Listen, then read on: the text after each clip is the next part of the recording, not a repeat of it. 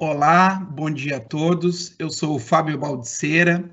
É uma satisfação tê-los aqui conosco neste evento online, realizado no dia 29 de maio de 2020.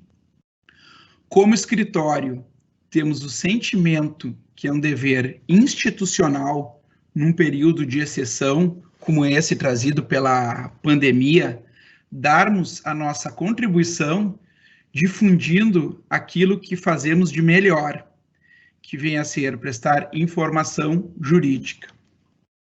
Também ficamos felizes que os nossos convidados aceitaram prontamente o nosso convite, demonstrando que eles também têm um engajamento e uma sensibilidade. Bom, o nosso tema de hoje, inovação tecnológica nos negócios jurídicos, escrituras eletrônicas e registro de imóveis eletrônico, nos parece ser um assunto de grande relevância, tanto para a sociedade quanto para o mercado imobiliário, sobretudo em função do período que vivemos, no qual temos a necessidade da difusão, discussão e do assimilamento pelos operadores jurídicos, das tecnologias aplicadas ao direito e daquilo que se tem chamado de novo normal. Hoje, temos aqui conosco 3 convidados. O primeiro deles é o Guilherme Proto, nosso sócio da área imobiliária, que tratará dos contratos eletrônicos.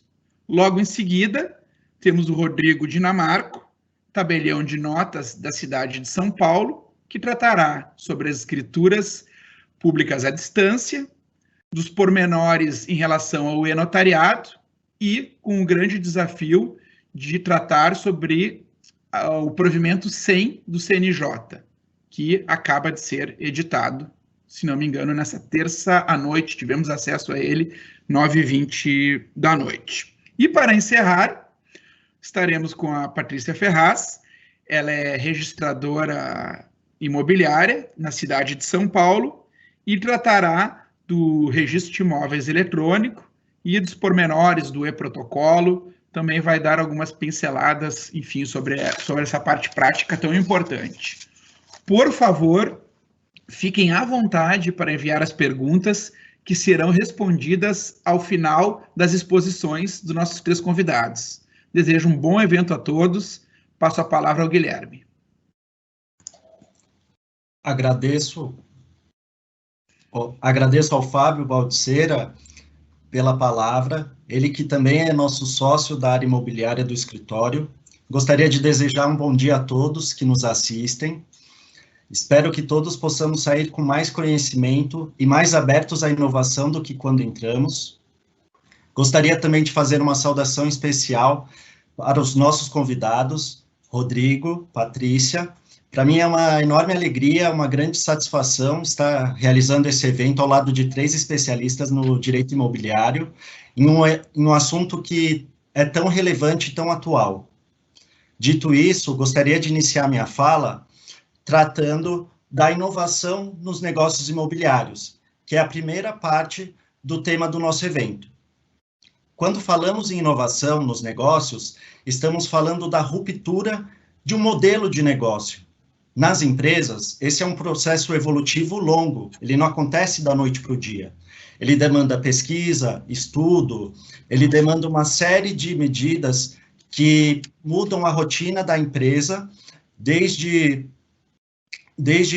a mudança de procedimentos internos, assim como validações, demonstrando que é necessário o engajamento de todos para que a inovação seja implementada. Bom, é interessante até notarmos que, por exemplo, as incorporadoras, elas vêm adotando algumas soluções inovadoras no processo de vendas. Temos atendimento virtual de clientes através de chats, algumas empresas usam até robôs para atendimento aos clientes. Temos também o tour virtual, que permite a visita de unidades decoradas, sem sair de casa. Temos o contrato eletrônico, que foi muito utilizado no lançamento comerciais e realizados desde o ano passado e nesse ano, e tiveram uma boa adesão. E, por fim, as assembleias virtuais para instalação de condomínio, que permitiram uma maior organização, cômputo de votos, entre outras vantagens.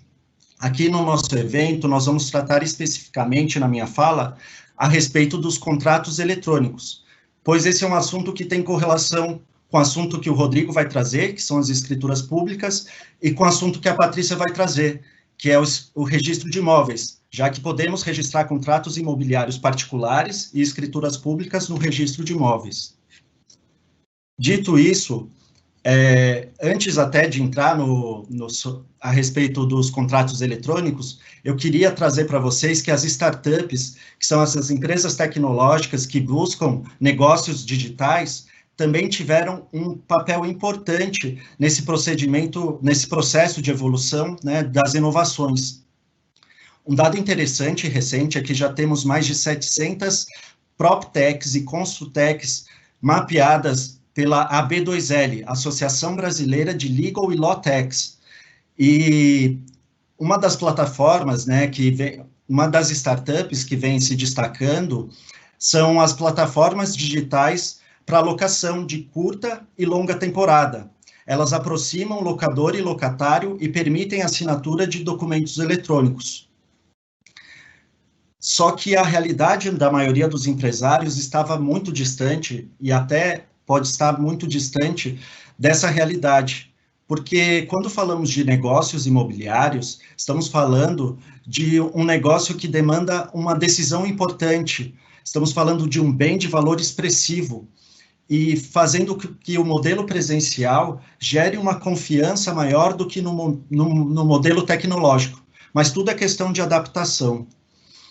Bom, dito isso, é também interessante, né, notar que com a pandemia, essa situação triste que nós vimos enfrentando, isso tem obrigado o empresário a buscar essas soluções tecnológicas para continuar desenvolvendo a sua atividade, já que os estabelecimentos comerciais estão fechados. Então, estandes de vendas, as empresas, a sede das empresas e as imobiliárias são os exemplos de estabelecimentos comerciais que estão fechados.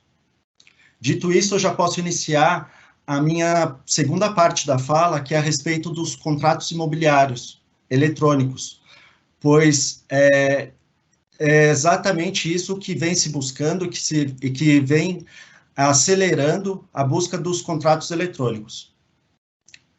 Eu vou tratar de 3 aspectos a respeito dos contratos eletrônicos. O primeiro é a respeito da validade jurídica desses documentos, né?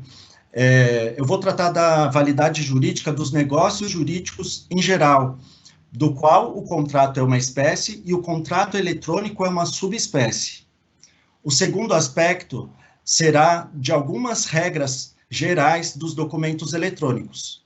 E, por fim, vou tratar da assinatura eletrônica, como que a gente pode fazer a assinatura dos contratos eletrônicos. Bom, iniciando a primeira parte, a respeito da validade dos negócios jurídicos em geral, eu vou trazer algumas regras do Código Civil, trazendo uma linguagem bem simples para que todos possam entender, já que estamos diante de um público tão heterogêneo. A primeira delas é que a manifestação de vontade ela tem que ser livre de qualquer vício de consentimento. E essa manifestação de vontade ela não depende de uma forma especial, salvo quando a lei assim é exigir. Então, a primeira conclusão que a gente pode chegar é que os contratos, sim, podem ser válidos no meio físico e no meio eletrônico. Eles também podem ser feitos por instrumento particular e por instrumento público. Dito isso, vou trazer agora algumas regras sobre os documentos eletrônicos em geral.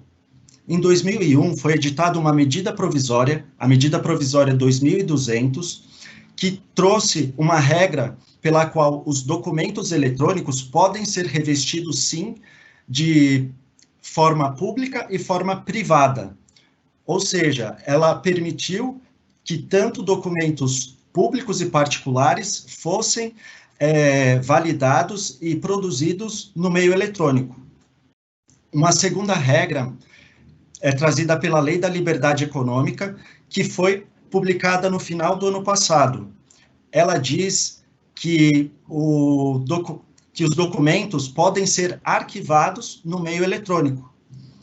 Mais recentemente ainda, agora em março, foi regulamentada a forma da digitalização desses documentos, e a Patrícia vai poder nos trazer até uma ferramenta muito bacana que permite o cumprimento de todos os requisitos para que os documentos sejam válidos nesse meio eletrônico.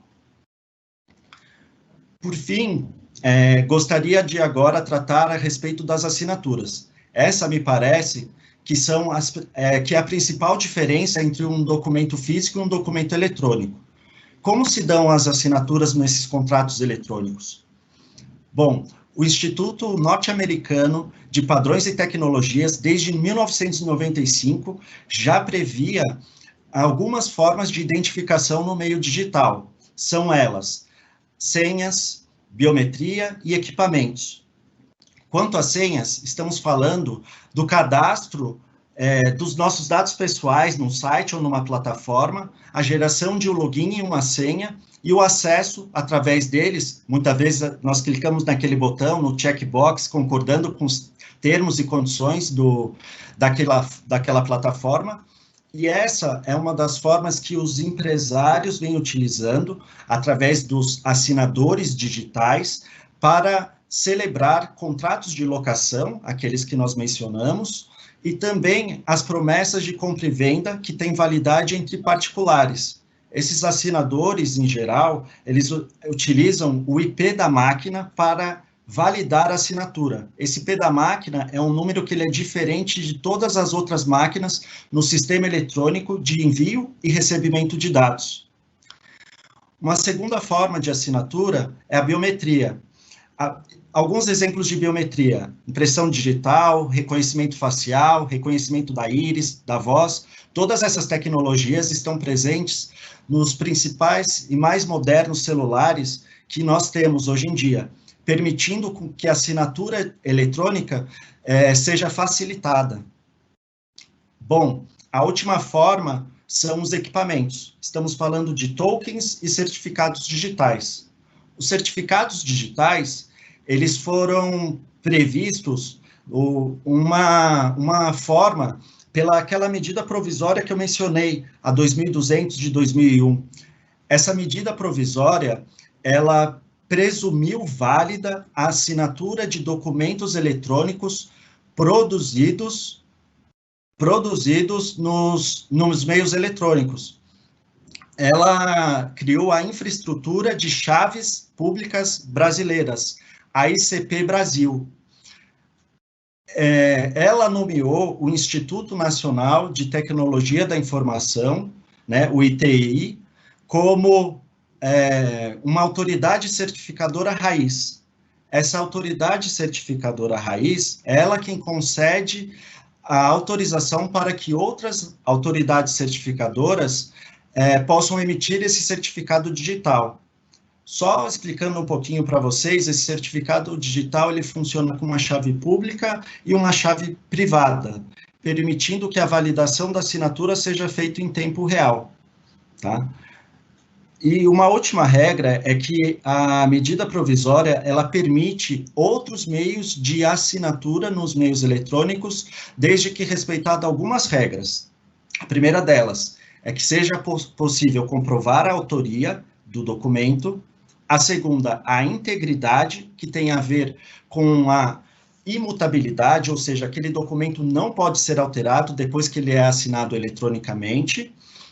As partes também precisam validar esse meio de assinatura. E, por último, ele tem que ser válido às pessoas a quem tenha que ser oposto esse documento. Então, acredito que essa é a principal regra que todo mundo tem que ter em mente quando vai escolher o meio de assinatura para realizar os seus documentos, para assinar os seus documentos eletrônicos.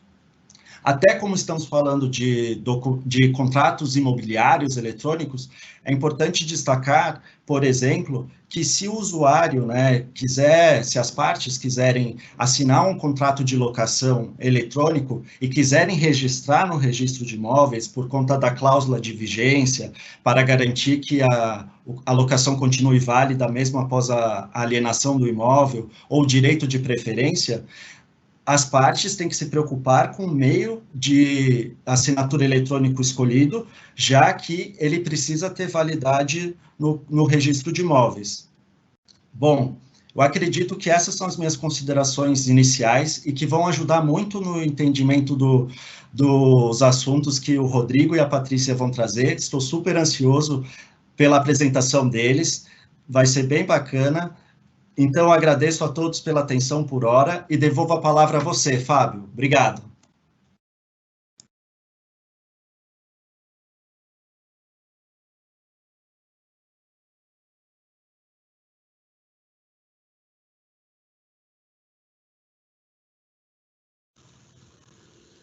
Fábio, você está sem som. Perdão. Obrigado, Guilherme, pela interessante exposição. É impressionante como novas tecnologias estão sendo acopladas, né, ao direito, demonstrando que não basta hoje só nos dedicarmos àquele estudo, né, profundo de conceitos jurídicos, se a gente não estiver compatibilizando todo esse arcabouço tecnológico. A gente vai ter que fazer um equilíbrio, né, sem desprezar, né, as nossas doutrinas, nossos entendimentos, assim, a matéria em si, mas a tecnologia vem ganhando um espaço muito grande. Então, te agradeço pela exposição. Agora teremos conosco nosso segundo convidado, Rodrigo Dinamarco, que contará um pouco da experiência dele no dia a dia do cartório, trará as inovações legais que ocorreram, e não foram poucas, né, sobretudo, talvez adiantado pelo fato dessa pandemia. Quando a gente diz no geral que evoluímos 5 anos, eu acho que isso aqui se aplica muito bem também às atividades notariais. E terá o desafio, como eu mencionei, de dar algumas pinceladas acerca do provimento 100 do CNJ e talvez trazer algumas reflexões em comparação ao provimento do Estado de São Paulo, que foi bastante pioneiro, né? Por exemplo, aqui no Rio Grande do Sul, até então, não tínhamos, né, essa regulação. Então, passo a palavra para você, Rodrigo. Obrigado. Oi, Fábio, Guilherme, Patrícia, obrigado pelo convite. É uma honra estar aqui junto com vocês, do Escritório Souto Correia. Eu espero corresponder à expectativa de vocês, porque o desafio é grande. Eu vou contar um pouco a história, né, da evolução de tudo isso, porque, como o Guilherme falou, né, o Guilherme trouxe essas evoluções digitais, esses contratos, uma nova demanda, né, é um advogado atuante no mercado imobiliário, sabe os anseios dos clientes dele. Então, o notário não está parado, ele tem estudado ao longo do tempo inovações que podem trazer para a função, para a atividade notarial, uma forma mais eficiente na prestação do serviço, utilizando a tecnologia hoje existente, né? Então, eu me lembro num congresso desde 2007, né?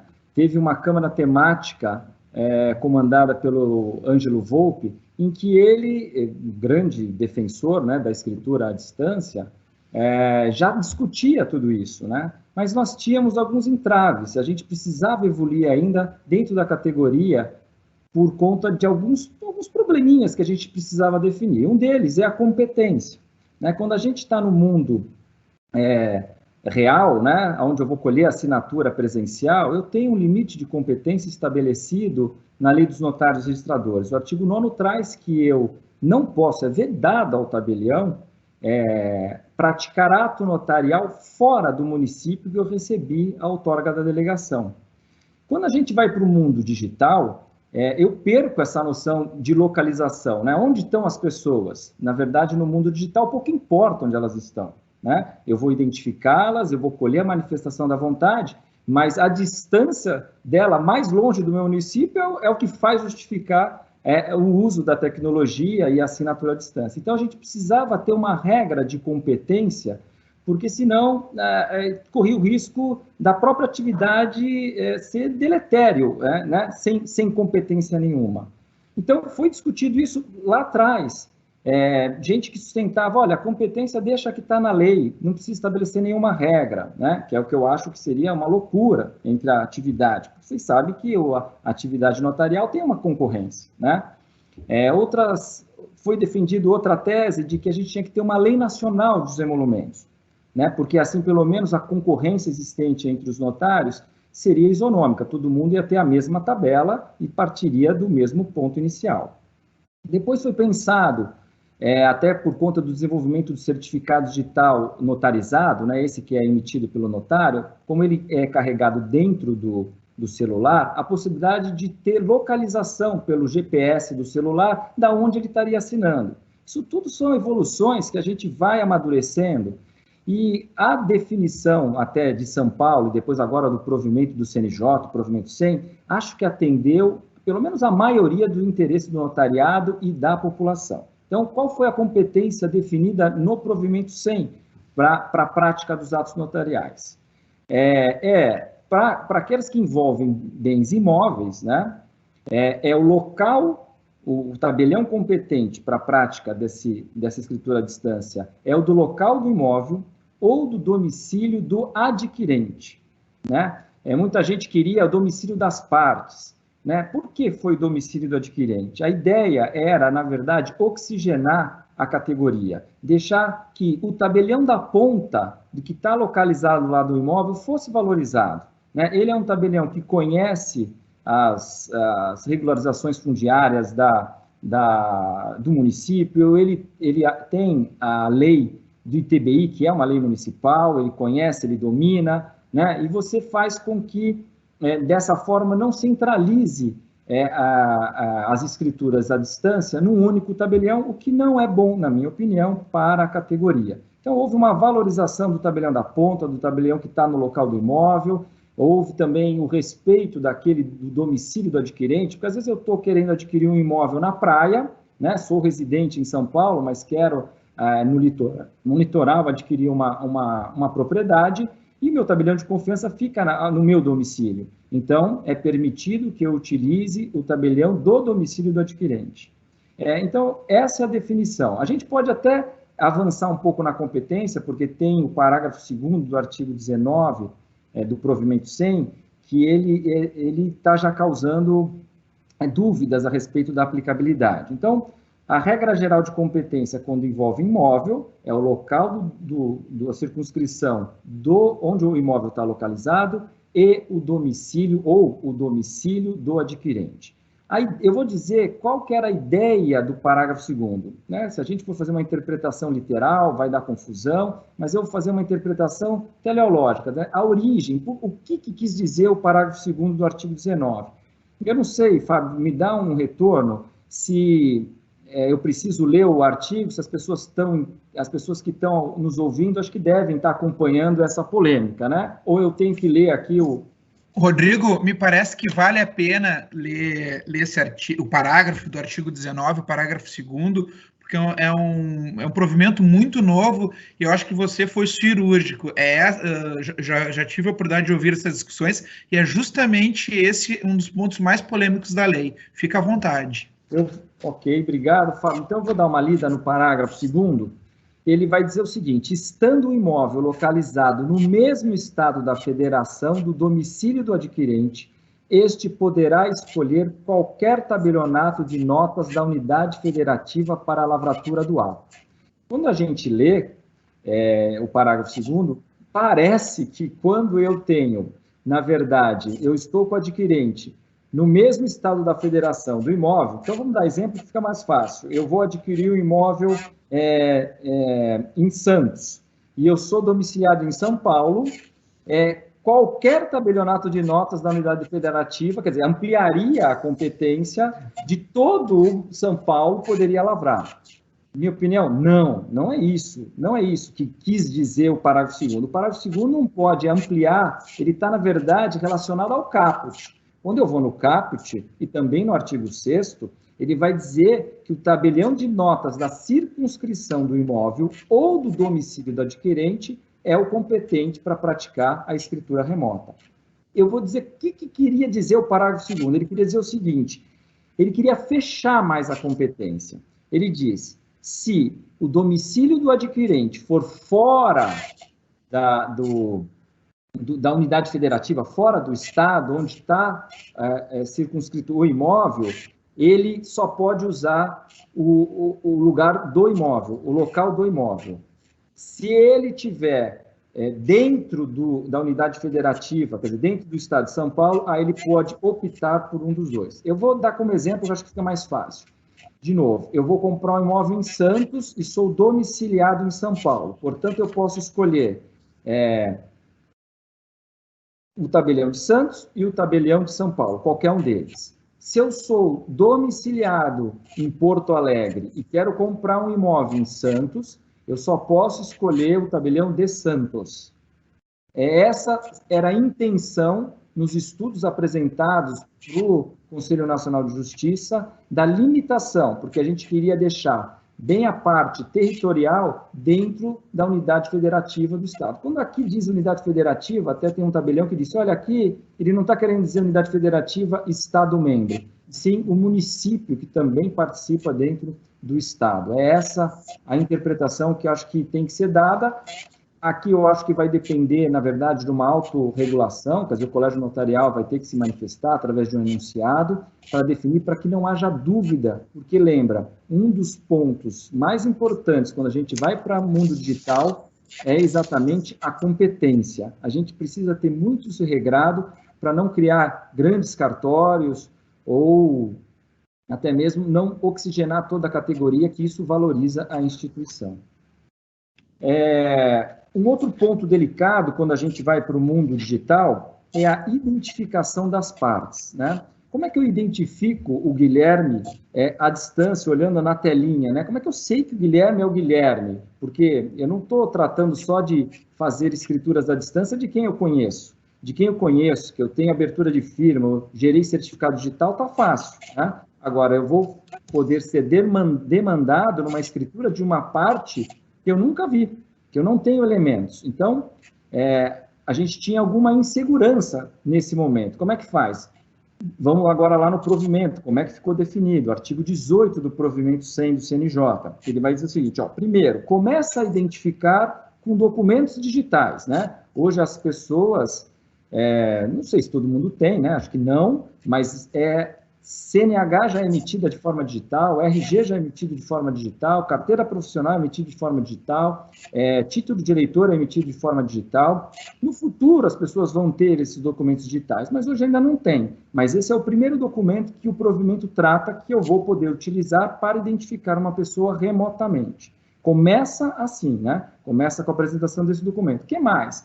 O CNJ deixou bem aberto, dentro da prudência notarial. Eu posso me valer de documentos que me foram apresentados, que eventualmente já estão depositados na minha serventia, como, por exemplo, quando o Guilherme uma vez abriu uma firma, eu já tenho a abertura de firma dele, no caso da minha serventia, eu já colho uma foto, impressão digital, já tenho o RG arquivado na ficha de firma dele, o que vai facilitar para que eu já comece a identificá-lo de forma à distância, né, na parte virtual. Eu também posso me valer, que é o que trouxe a novidade no provimento, o compartilhamento de fichas de firma.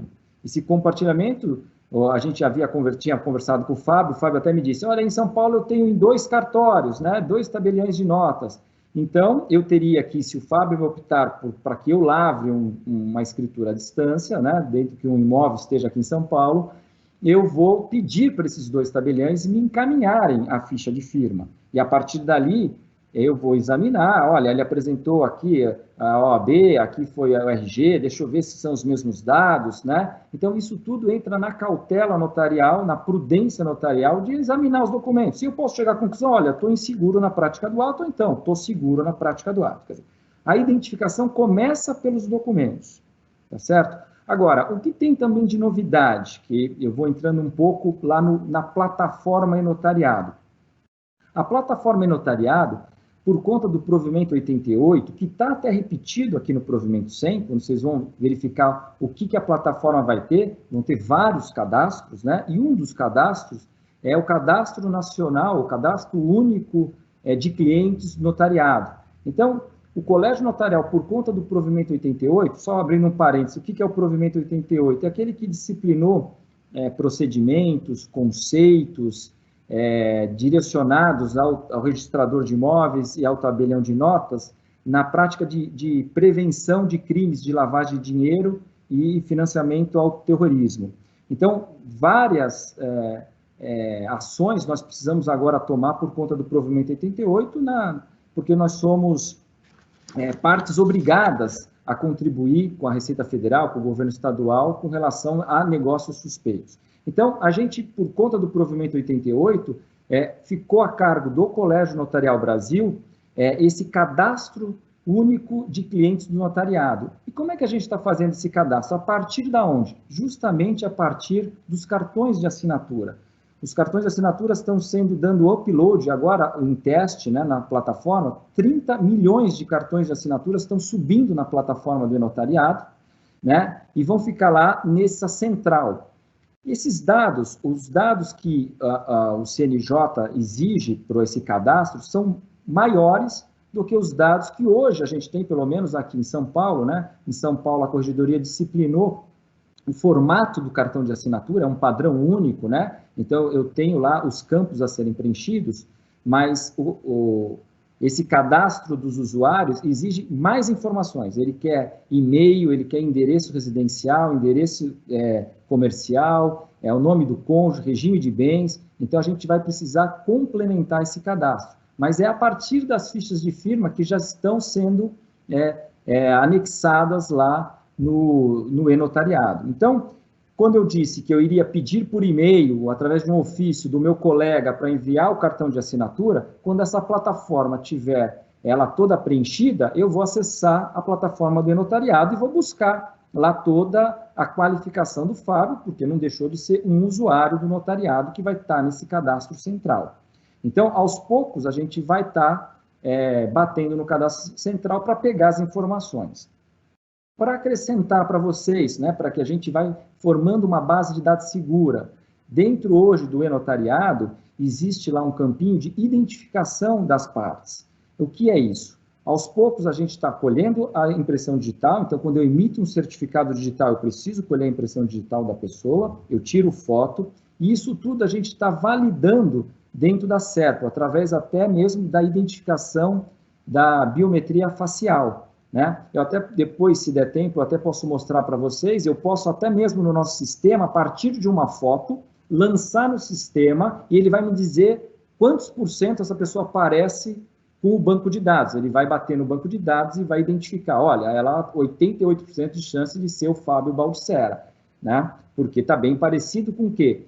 Com as informações que lá foram cadastradas e que estão também dentro dos portais do governo, porque essa validação é feita também dentro do portal do Detran, né, e da Receita Federal. Tudo que você declarou de endereço para a Receita Federal, que você declarou, é confrontado com o seu cartão de assinatura. Pode ser até que você tenha mudado de endereço, ele vai dar inconsistência, não bate, mas nome de mãe, pai, RG, CPF, né, até a impressão digital, ele compara com a que eu colhi com a que foi depositada quando você tirou a CNH, que está lá no governo depositado.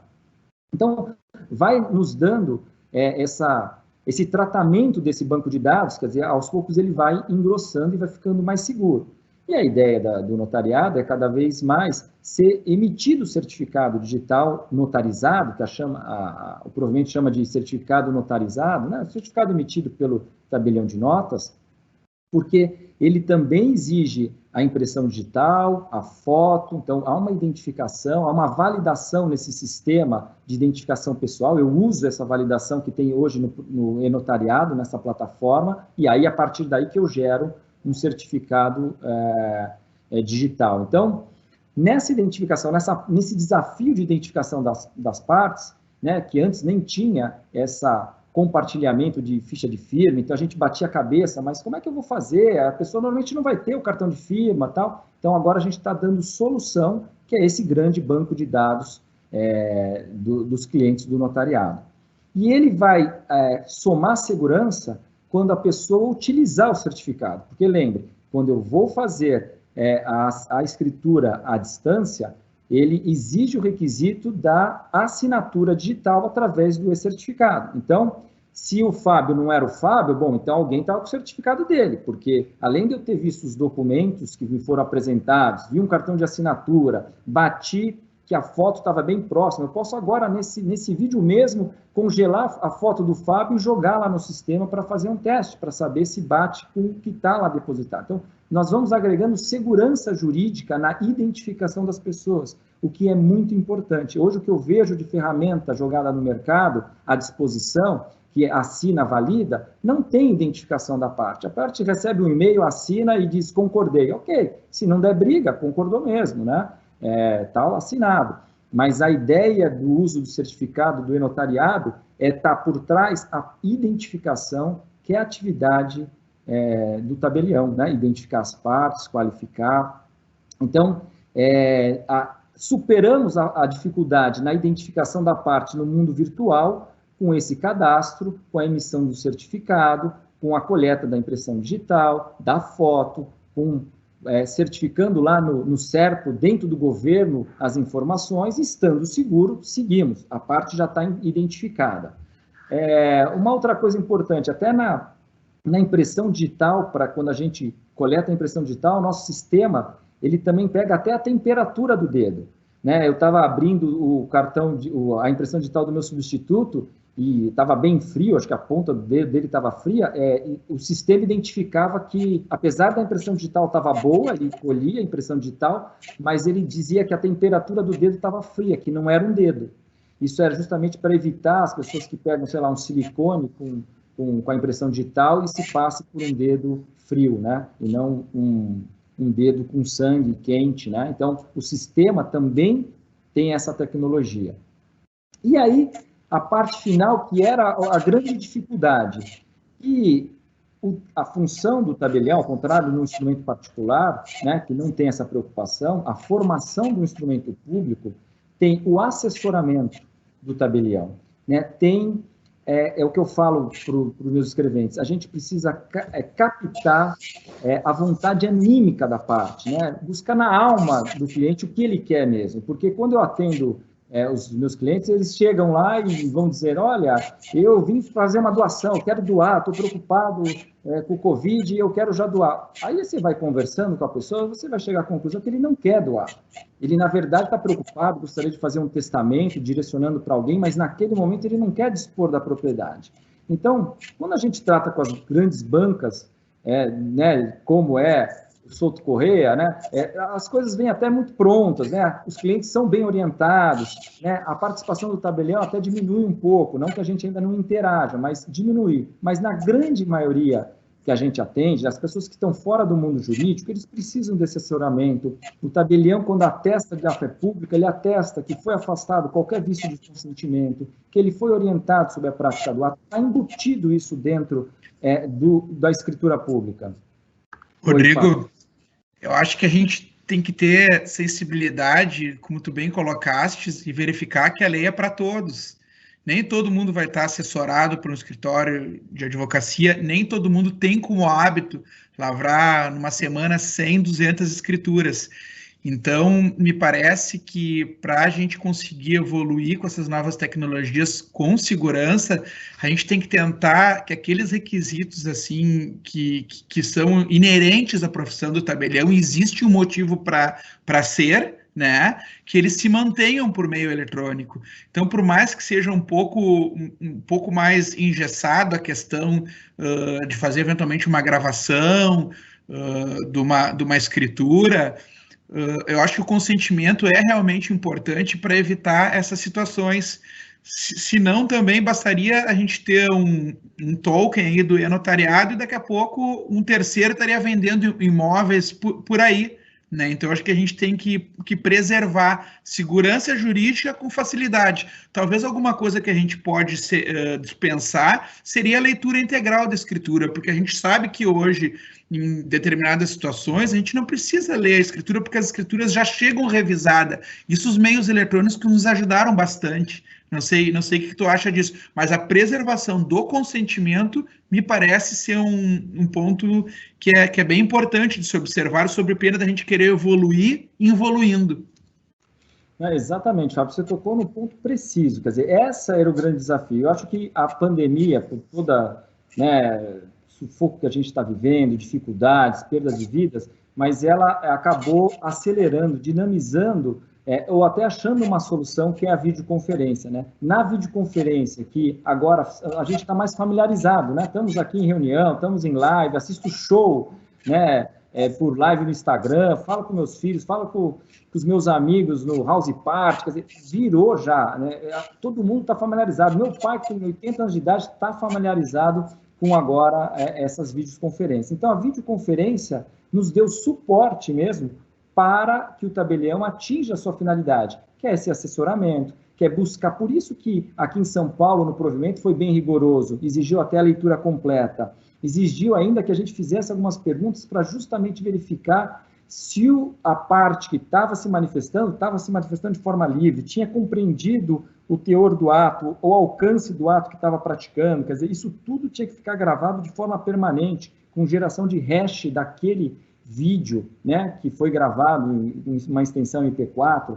Então, realmente, eu acho que a videoconferência foi o start que deu para que a gente conseguisse ir para uma escritura à distância, mas que preservasse mesmo a função do tabelião.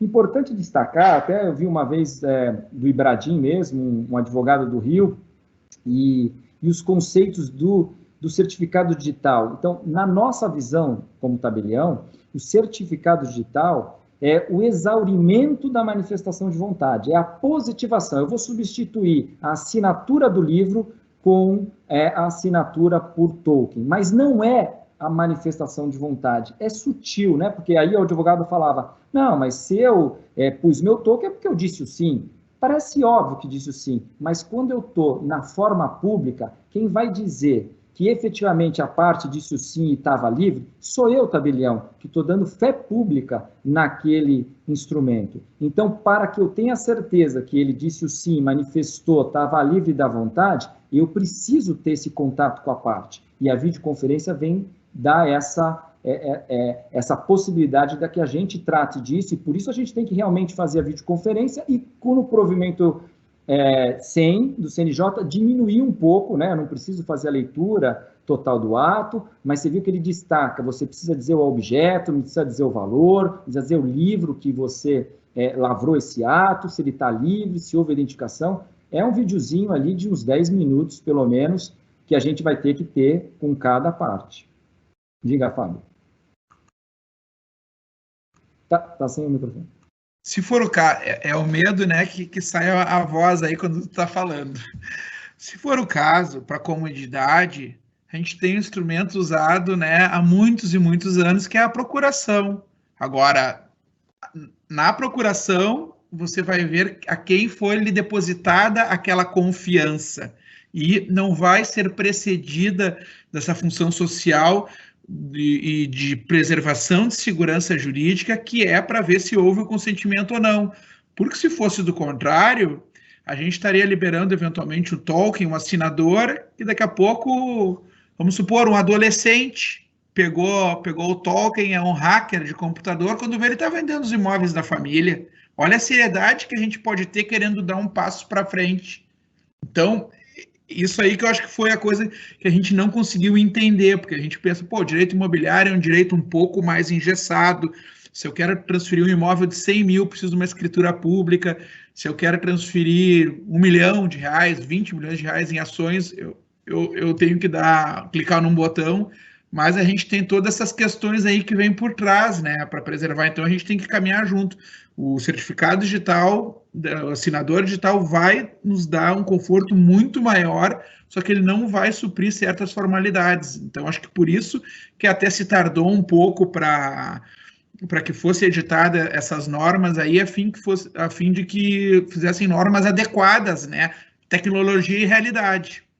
Perfeito, é exatamente isso. Acho que a gente está caminhando com segurança pode ser que haja novos avanços tecnológicos, que o meio vai mudando, né? Mas até a própria plataforma do notariado já é uma segurança, né? A parte vai entrar na plataforma do notariado, vai assinar somente lá, quer dizer, não é um certificado que é aberto, que alguém pode...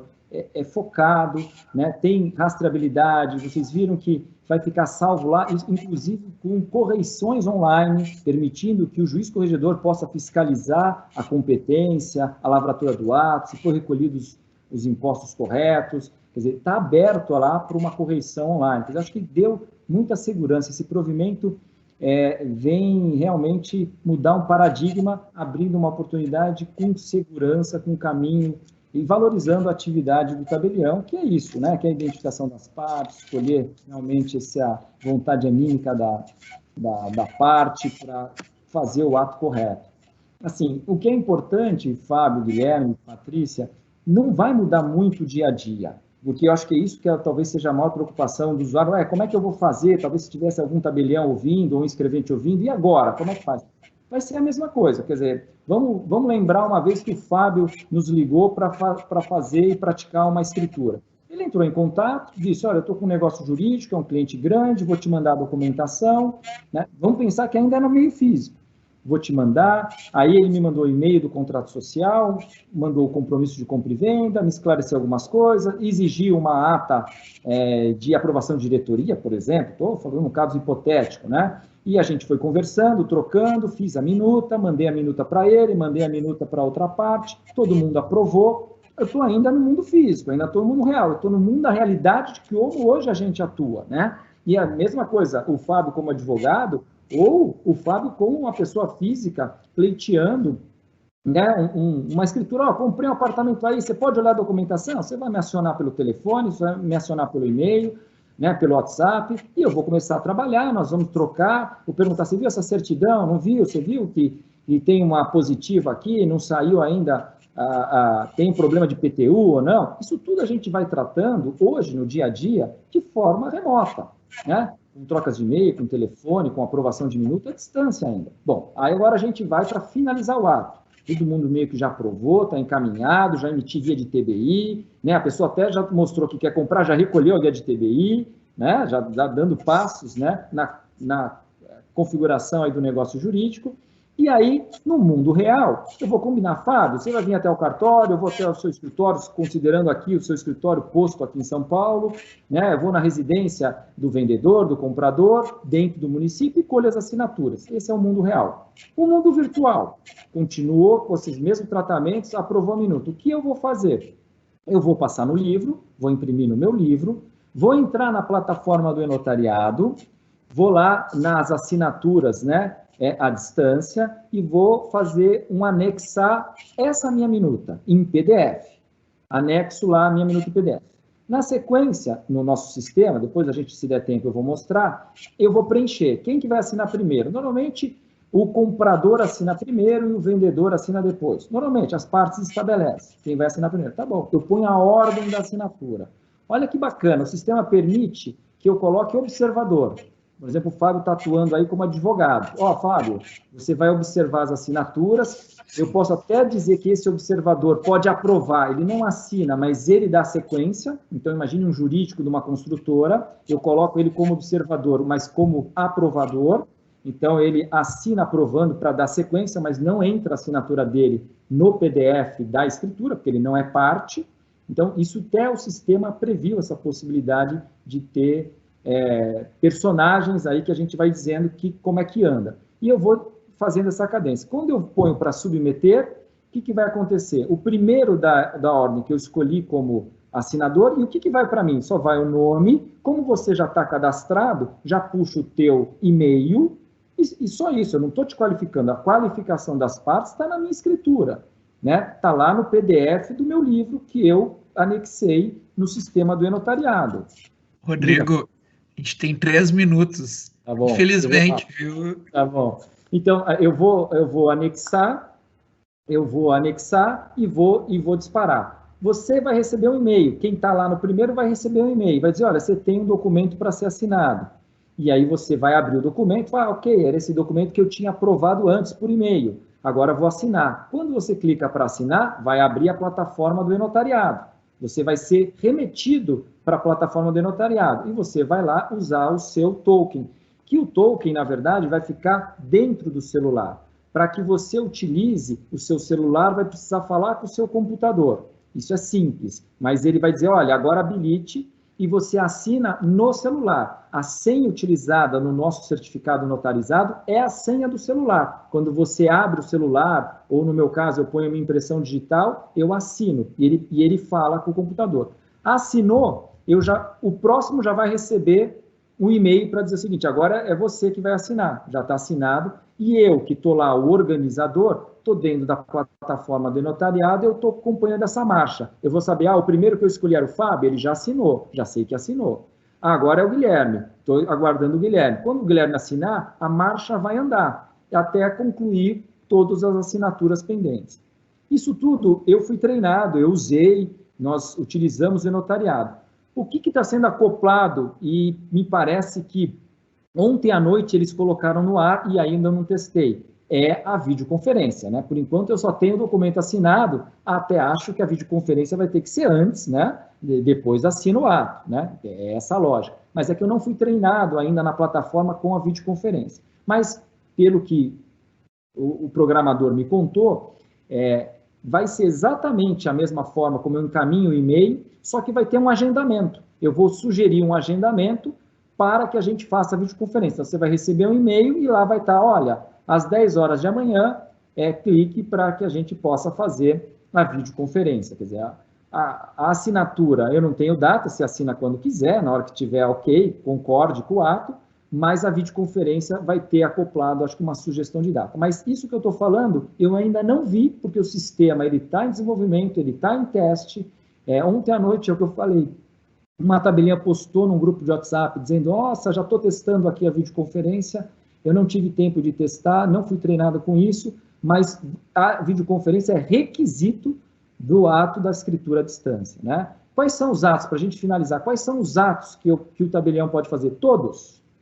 Aqui em São Paulo tinha uma restrição, testamento não podia, né? Aqui todos os atos a gente pode fazer. Inclusive o provimento fala em reconhecimento de firma por autenticidade e disciplina até como vai ser feito.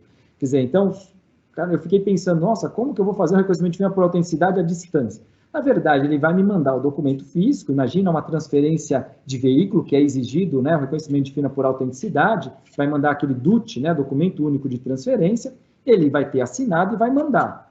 Como é por autenticidade, eu preciso do comparecimento, né, um terminho de comparecimento. É esse termo de comparecimento que eu vou fazer de forma virtual. E aí, uma vez ele confirmando aquela assinatura aposta no DUT, eu vou emitir o reconhecimento por autenticidade. Olha, ele mesmo tem aqui um videozinho, é como se fosse uma atinha, né, de que ele realmente confirmou, ratificou aquela assinatura. Isso já está até disciplinado, não precisamos de regramento nenhum.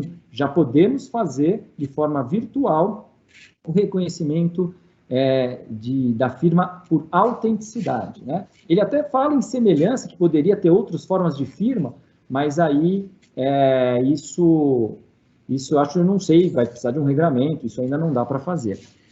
Só por fim, eu sei que eu ainda vou ter uma palavra final, é o seguinte, o certificado notarizado, ele é gratuito, emitido por um tabelião, e provavelmente sempre quando vocês abrirem uma firma, renovarem a firma, o tabelião vai oferecer para que você acople no seu celular, precisa baixar um aplicativo, né? Precisa entrar lá na Apple Store, na Play, no Google Play, e abaixar o aplicativo e-notariado, então você vai abaixar o aplicativo, e quando gerar, vai fazer aquele leitura de QR Code, porque eu posso enviar o QR Code por SMS no seu celular, posso imprimir o QR Code, posso enviar por e-mail, e a partir daquele QR Code que você faz a leitura, já está o seu certificado dentro do seu celular. Se você perder o celular, cancela. Se você trocar de aparelho, cancela, tem que emitir um novo certificado, e ele nunca é usado com o assinador diretamente no celular. Sempre ele vai precisar de uma interface com um computador, não um tablet, com um computador. Pode ser um notebook, mas um computador ele vai precisar. Eu não sei, espero, olha, os pontos polêmicos eram um pouco a competência, era a necessidade da videoconferência, essa identificação das partes. O e-notariado é uma grande plataforma que vão ter muitos dados. A Patrícia, que que é entusiasta das estatísticas, hoje vai estar sendo alimentado muito a plataforma do notariado com os negócios notariais, aqueles que são feitos por escritura, né? Que poderá gerar estatísticas para fomento de investimentos na área imobiliária, né? De políticas econômicas. Lógico, não tem a mesma abrangência do registro de imóveis, porque o registro de imóveis recebe tudo, né? Recebe escritura, recebe instrumentos particulares, mas aquilo que for feito por escritura pública vai poder ser tabulado e gerar estatística, respeitado sempre os dados sensíveis das partes, né? Por conta da Lei Geral de Proteção de Dados. Bom, em linhas gerais era isso. Se der tempo, a gente pode, no final, se der tempo, acessar, compartilhar minha página para mostrar até aquele negócio de foto. Eu posso mostrar a foto para ver se ele busca, tal, como que funciona isso, como é que é o cadastro, e a gente navegar um pouco no e-notariado. Eu fico à disposição. Obrigado. Rodrigo, muitíssimo obrigado pela tua exposição de forma didática, leve. Eu já estou, inclusive, pleiteando aqui com a organização alguns minutinhos a mais. A gente costuma ser muito rigoroso com o tempo, né? Até porque a gente sabe que tem o tempo dos telespectadores, mas vamos ver se a minha petição vai ser provida. Te agradeço mesmo por nos mostrar o que é o novo normal do direito imobiliário. Agora teremos conosco a doutora Patrícia Ferraz, que fará a exposição sobre o registro eletrônico. Eu só não posso deixar de tecer um agradecimento à categoria dos registradores de imóveis. E aí eu faço na pessoa da doutora Patrícia e gostaria de também agradecer publicamente aos doutores Lamana Paiva e Paulo Ricardo de Ávila, que são 2 registradores aqui da cidade de Porto Alegre. Quando a gente estava no início da quarentena, lá pelo dia 21 de março, teve um cliente nosso que conseguiu protocolar, faltando 3 ou 4 horas para que viesse uma ordem do CNJ fechando os tabelionatos. E o registro eletrônico ainda não estava implantado aqui no Rio Grande do Sul. E a gente ficou num período de limbo. Logo veio um provimento dizendo o seguinte, que os registradores poderiam registrar em casos urgentes, mas teriam que dirigir uma petição ao fórum. E aí a gente começou a pensar, era uma questão de uma alienação fiduciária, 2, na verdade, que envolviam 40 imóveis e um crédito para a indústria, que naquela época seria vital para o fluxo de caixa dessa empresa, né, dar continuidade. A gente viveu um tempo de um certo frenesi, principalmente no início, né? O pessoal correndo para o supermercado, mantimentos, a gente não sabia o que acontecia, na verdade, nesses 2 dias. E através, enfim, da sensibilidade desses 2 registradores, a gente conseguiu completar, durante a pandemia, talvez se fosse um período até mais rápido, em função dessa solidariedade deles. Era, Fábio, a gente está com o protocolo aqui, e enquanto isso, paralelamente, o e-protocolo do Rio Grande do Sul sendo implementado. O e-protocolo entrou em funcionamento à noite, tentei fazer o protocolo, teve um bug com o sistema, liguei também para um registrador que é atuante aqui no Rio Grande do Sul, Jefferson Botega, a gente conseguiu que o pessoal arrumasse o sistema, em 20 minutos após a gente conseguiu protocolar o título. Então, foi assim um exemplo de como os registradores e os tabeliães aí estão aí nesse período aí para nos ajudar e para prestar um grande serviço. Desculpa aí por eu ter me delongado, a palavra é toda tua, Patrícia.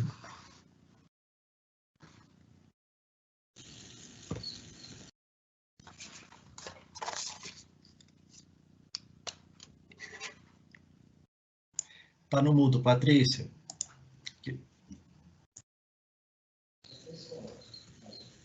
Pronto. Fábio, muito obrigada pelo convite. Guilherme, Felipe, é um prazer estar aqui com vocês, na companhia do Rodrigo. Eu vou, assim, fazer uma apresentação muito informal para vocês, e assim, rápida aí por conta do nosso tempo, para falar um pouco do registro eletrônico, que já existe, né, o registro eletrônico de imóveis há alguns anos, mas ele está tomando, assim, maior notoriedade agora por conta dessa pandemia que nós estamos sofrendo. E ele tem sido potencializado, dinamizado, incrementado por conta da nossa percepção das dificuldades que os usuários estão tendo, por conta desse cenário de isolamento social, e porque nós reconhecemos que o registro de imóveis está no coração do crédito, que é, por sua vez, o coração da economia, né? A gente sabe que todas as atividades produtivas dependem tremendamente do crédito e que o crédito só é concedido na medida em que as garantias sejam registradas. Então, atentos a essa necessidade de estarmos aí o tempo todo conectados como atividade essencial que somos para a manutenção do fluxo econômico, nós temos aí procurado incrementar e acelerar a implementação do registro eletrônico no país todo. Eu vou compartilhar minha tela aqui com vocês, porque eu sou daquelas que entende que uma imagem diz mais do que 1000 palavras, né? E também acaba ajudando a gente a gravar melhor o que está sendo dito. Vocês conseguem ver minha tela? Que fala do provimento 47 do CNJ? Ainda não, mas deve estar carregando. Deve estar carregando. Bom. Carregou. Isso, então vamos lá. O que é importante a gente começar dizendo é o seguinte: existe fundamento jurídico para o registro eletrônico, né? Ele foi mencionado inauguralmente no ordenamento jurídico, na Lei 11.977 de 2009, e depois esta lei foi seguida do provimento 47, que previu a criação de centrais eletrônicas. E essa, aliás, é a razão pela qual hoje nós temos algumas centrais de registro no Brasil todo, e não apenas uma. Dessas centrais, a maior delas é aqui, a do estado de São Paulo, que já contempla hoje 11 unidades da federação.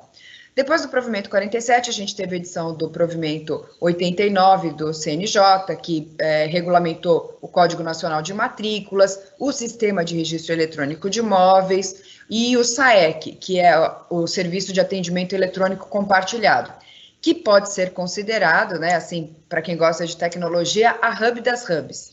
É uma plataforma que congrega ali vários sistemas e funcionalidades do registro eletrônico. E esse provimento ainda estabeleceu diretrizes para o Estatuto do ENR, né, o Operador Nacional de Registro, que foi criado, que é uma entidade de direito privado que congrega obrigatoriamente todos os registradores de imóveis do país e que foi estabelecida pela Lei 13.465. Agora, uma vez regulamentada pelo provimento do CNJ, os registradores já se organizaram, já fizeram a assembleia de fundação do ENR, já aprovaram o seu estatuto, e isso nós estamos aí na fase de posse da diretoria, né, eleita. Depois do provimento 89, vale a pena a gente mencionar aqui o provimento 94 do CNJ, que foi editado por conta da Covid-19. E ele deu uma possibilidade de abertura, digamos assim, das portas do registro de imóveis para o registro eletrônico. Um outro diploma que é muito importante quando a gente fala do registro eletrônico, tem ajudado demais os usuários no que diz respeito ao acesso ao registro de imóveis, é esse decreto, o decreto 10.278, que ao qual o Fábio não, acho que foi o Guilherme, fez referência a ele no início aqui da nossa conversa, que fez qual foi a intenção desse decreto? Regulamentar a lei da liberdade econômica e prever, na verdade, atribuir a qualquer pessoa a possibilidade de desmaterializar um documento físico, digitalizar um documento físico, a partir da observância de determinados requisitos e assinar essa digitalização com certificado digital dentro da ICP Brasil. Observados esses requisitos, né, e os metadados previstos ali no decreto 10.278, que estão previstos no seu anexo 2º, este documento digitalizado por qualquer pessoa, repito, ela recebe o mesmo tratamento do documento físico, né? E assim, se vocês me perguntarem, o que são metadados? Numa linguagem assim bem simples, metadados são aqueles dados que são extraídos do documento e que servem para que ele seja identificado, encontrado e administrado dentro de um GED, dentro de um sistema de gestão eletrônico de dados. Eu recomendo que vocês entrem ali no anexo 2 do decreto 10.278, que vocês vão verificar quais são os metadados que precisam ser extraídos do documento, mas eu vou falar um pouquinho disso mais à frente também. E no anexo 1º desse decreto, nós temos quais são os padrões de digitalização que precisam ser observados para essa transformação do documento físico no digital. Como a maior parte dos documentos, né, são texto, é importante já adiantar aqui que o padrão é PDF-A com 300 dpi monocromático, ou seja, preto e branco. E para as plantas, diferentemente dos documentos de texto, o padrão não é 300 dpi, é 600 dpi e um tipo diferente de documento. O registro eletrônico, ele, independentemente da criação do ENR, ele, como já estava estabelecido na lei de 2009, ele já foi objeto de muitos investimentos por parte dos registradores de imóveis, e mais atualmente nós temos aí essa plataforma, essa front page da plataforma do Registro de Imóveis do Brasil, é assim que nós nos apresentamos hoje, e no www.registrodeimóveis.org.br você encontra essa plataforma, esse menu, esse cardápio de sistemas e ferramentas que nós, do Registro de Imóveis, disponibilizamos para todos os nossos usuários. Na primeira página, você vai descendo esses íconezinhos, esses quadradinhos, tudo que está disponível ali para os usuários, você encontra nessa tela e pode interagir conosco, não só por meio desta plataforma, mas quando você é um usuário corporativo, uma instituição grande, você pode, inclusive, celebrar um convênio conosco e interagir de sistema para sistema por meio de APIs, ou seja, a gente proporciona um relacionamento entre instituições conosco e outras instituições, grandes corporações, por exemplo, cooperativas, de modo hipersinérgico, aproveitando o trabalho de um sistema e de outro e evitando retrabalho e erros. E com isso, né, a gente tem um ganho de escala e um ganho de eficiência muito grande, porque na medida em que eu recebo uma parte do meu trabalho já adiantada, eu consigo, inclusive, reduzir prazos de entrega de documentos. Então, vamos voltar aqui nessa minha tela para a gente não se distrair com a tela do mapa do Brasil. Hoje, sem o registro eletrônico, como que você processa? Você faz um documento no computador, que pode ser, por exemplo, uma escritura pública, pode ser um instrumento particular, pode ser uma cédula de crédito. Você faz o documento no computador, você imprime, aperta a tecla print, e depois você colhe a assinatura das pessoas que têm que assinar aquele documento. Esse documento é encaminhado fisicamente para o registro de imóveis, e lá a gente extrai os dados que estão naquele documento, inserimos no nosso sistema, para que a gente possa, a partir daí, fazer a qualificação registral. Com o registro eletrônico e com a remessa de documentos eletrônicos, inclusive os documentos eletrônicos com dados estruturados, que são os DED, a gente corta um pedaço desse processo, porque em vez de você apertar a tecla print e imprimir lá 30, 40 páginas do documento, de um documento padronizado e encaminhar-se para o registro de imóveis, você vai apertar a tecla Enter, vai gerar um documento eletrônico com dados estruturados, e é esse documento que vem aqui para a gente, para o registro de imóveis. Então, a gente ganha muito em eficiência, mas não só nós, mas o sistema de contratação em geral, mas muito especialmente o sistema de concessão de crédito. Bom, o e-protocolo, que é o protocolo eletrônico de títulos, né, por isso que é o ED eletrônico, ele está disponível já em todas essas unidades da federação, estados e Distrito Federal, né, é bom a gente destacar, que estão aí no mapa do Brasil em azul.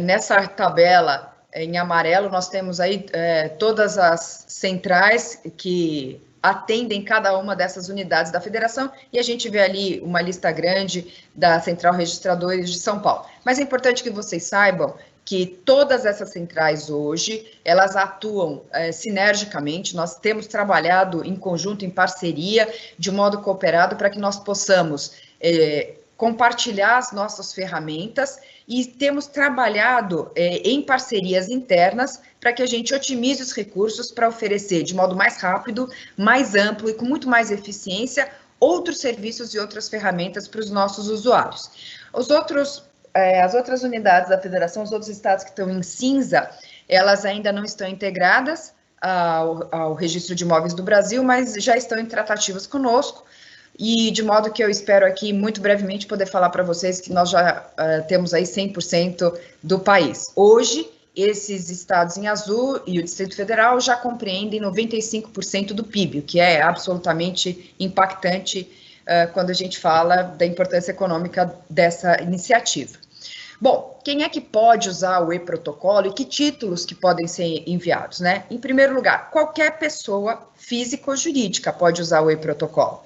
Ele é muito fácil de ser utilizado, a gente tem até um tagzinho que a gente encaminha para as pessoas ensinando como acessar essa plataforma eletrônica, e qualquer título pode ser encaminhado eletronicamente para nós. Desde escrituras públicas, contratos particulares, né, instrumentos particulares com ou sem força de escritura pública, incorporações imobiliárias, regularização, requerimentos, não há limite. Você pode encaminhar qualquer tipo de documento. Oi, Fábio.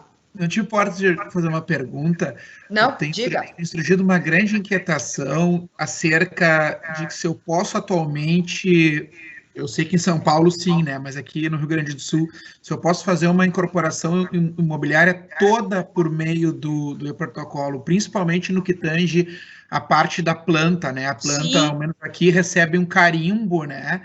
E eu gostaria que se pudesse tecer aí, aproveitando que entrou nesse assunto. Obrigado. Ótimo. Então vou aproveitar já a segunda tela, porque daí eu já entro na questão da incorporação. Aqui eu estou falando quem pode, que é qualquer pessoa, e o que pode, que é qualquer documento. Nessa tela aqui eu estou tratando de quais são os tipos, quais as formas possíveis que um documento pode apresentar para ser recepcionado no registro de imóveis. Então, tem o PDF Anato Digital, que é o produzido originalmente em formato digital e assinado digitalmente pelas partes. Esse é um deles. Antes pela ICP Brasil e agora com a regulamentação do CNJ, inclusive assinado dentro do e-notariado. O documento em PDF digitalizado com metadados, que é aquele do decreto 10.278, e assinado digitalmente nos termos do decreto do mesmo decreto, né? Então, isso aí, já estou começando a dar uma dica de como que você encaminha uma incorporação imobiliária para registro de imóveis.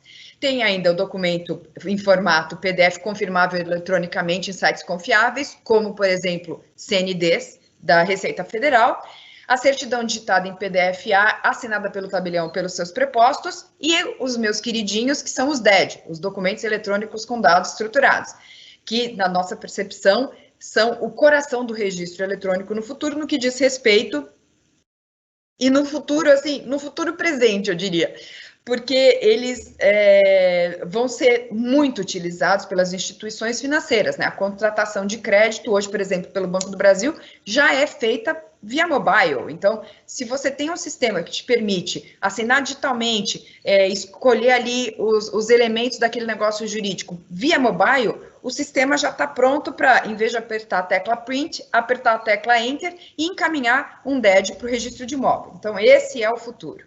Independentemente do momento que nós estamos vivendo, né, dessa pandemia, isolamento social, dificuldade de locomoção, é um fato hoje que o processo eletrônico, o registro eletrônico, as escrituras públicas por meio de videoconferência vieram para ficar.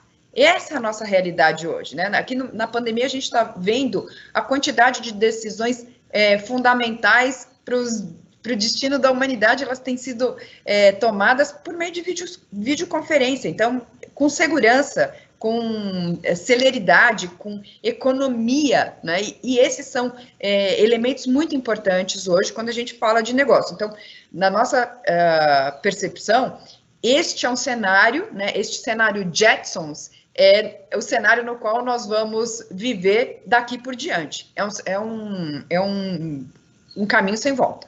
Bom, respondendo a sua pergunta, Fábio, como é que eu encaminho uma incorporação imobiliária? Você tem todas essas formas de encaminhar uma incorporação imobiliária para o registro de imóveis. Você pode, eu já tenho uma pronta aqui que está no meu escritório, todo mundo já assinou, o incorporador, já tenho o carimbo da prefeitura na documentação, como é que eu faço isso? Decreto 10.278, você digitaliza tudo, assina com certificado digital e encaminha para a gente. Bom, mas quem que tem que assinar isso digitalmente? Sou eu? É o técnico que fez o cálculo de áreas? Ou o arquiteto que fez a planta? Ou é o incorporador? Tanto faz. O que o decreto exige é a identificação segura quanto ao autor da digitalização. Então, no seu caso, a documentação está no seu escritório, Fábio, quem pode assinar digitalmente pode ser você. Pode ser o Felipe, pode ser o Guilherme, qualquer um dos três, desde que use certificado digital com o ICP Brasil, tá? Pode ser um tabelião também, né? Provavelmente sem deixar claro a possibilidade de que o tabelião também digitalize através de uma plataforma que está dentro do e-notariado, que é o Senad. Também é uma via possível, né? Ele pode desmaterializar e materializar, autenticando esses documentos e que também tem valor. Desculpa, Patrícia. Não, imagina, bem lembrado. Quando você tem, por exemplo, uma incorporação que você está preparando a documentação e você não tem ainda a planta, né? Qualquer planta hoje que é feita por um arquiteto ou por um engenheiro, ele tem a maior facilidade de gerar essa planta em PDF. Então, se o autor da planta assina digitalmente essa planta, o incorporador assina digitalmente a planta e o órgão aprovador assinar digitalmente a planta, você pode encaminhar toda a documentação, por exemplo, com base no decreto 10.278 e a planta no formato nato digital. Ou você pode produzir toda a documentação da incorporação no formato nato digital. Você vai produzir o documento em PDF, assina digitalmente, e depois você vai encaminhar isso para o registro de imóveis. Então, assim, a plasticidade dos formatos de documentos eletrônicos hoje para serem recepcionados no registro de imóveis é muito grande, tá? E essa alternativa que o Rodrigo mencionou, né, da documentação ser desmaterializada pelo tabelião de notas, também tem a possibilidade de desmaterialização pelo registrador de títulos e documentos, são faculdades que são possibilidades muito úteis, né, e que podem ser utilizadas, porque a gente sabe que às vezes em uma ou outra localidade pode haver aí uma dificuldade e o extrajudicial está aí para ajudar na superação dessas dificuldades. Uma ferramenta que está sendo desenvolvida, ela não está pronta ainda, mas é importante que vocês já saibam, é o ECAD, que se aplica para os usuários corporativos. Então, você imagina o seguinte, eu tenho uma instituição financeira que emite, que recebe cédulas de crédito, por exemplo, CPRs no agro, e as cédulas são emitidas e essa instituição financeira precisa encaminhar essas cédulas para nós, né? Sejam elas no formato do decreto 10.278, sejam DEDs. Então, ela pode cadastrar conosco, vai poder cadastrar conosco todos os seus prepostos e outorgar a eles poderes. Olha, essa pessoa pode encaminhar DED, essa pessoa pode emitir um documento de quitação de uma alienação fiduciária ou de uma hipoteca, e assim por diante. Então, nós entendemos que dentro do registro eletrônico isso vai ser um super facilitador para o mercado em geral. Aqui está um postzinho, né, de como utilizar o e-protocolo, que é muito fácil, né? Basicamente, você acessa a plataforma, elege o formato digital do título que você vai encaminhar, seleciona o estado, escolhe o tipo de documento que você vai enviar, preenche ali os campos do formulário que são apresentados na tela, anexa os documentos e depois clica em prosseguir e você já vai receber o número do protocolo para você fazer o acompanhamento online desse protocolo, né, dessa prenotação. Para auxiliar os usuários na utilização da possibilidade do documento digitalizado na forma do decreto 10.278, nós desenvolvemos esse digitalizador e assinador digital. Então, o que esse digitalizador faz? Ele extrai do documento os metadados necessários para o cumprimento dos requisitos do decreto 10.278. Então, isso é um super facilitador para o acesso ao registro eletrônico. E lá na nossa plataforma, você clica nesse assinador de documentos, digitaliza o documento, é feita a extração de dados, e você, utilizando o certificado ICP Brasil que você já tem, você assina essa digitalização. Existe uma outra ferramenta nossa que foi desenvolvida há anos, né? Já desde 2013, ela tem em funcionamento no estado de São Paulo. Doutora Patrícia, fazendo meia-culpa, então, as tecnologias já existiam, né? Sim. O que a pandemia fez foi antecipar esse arcabouço legal que foi feito, me parece que com maestria, né? Porque esse próprio decreto 10.228, comentaste aí, e entre outras medidas provisórias e coisas, elas vieram mesmo para acoplar, assim, essa tecnologia à realidade do direito, né, do registro de imóveis.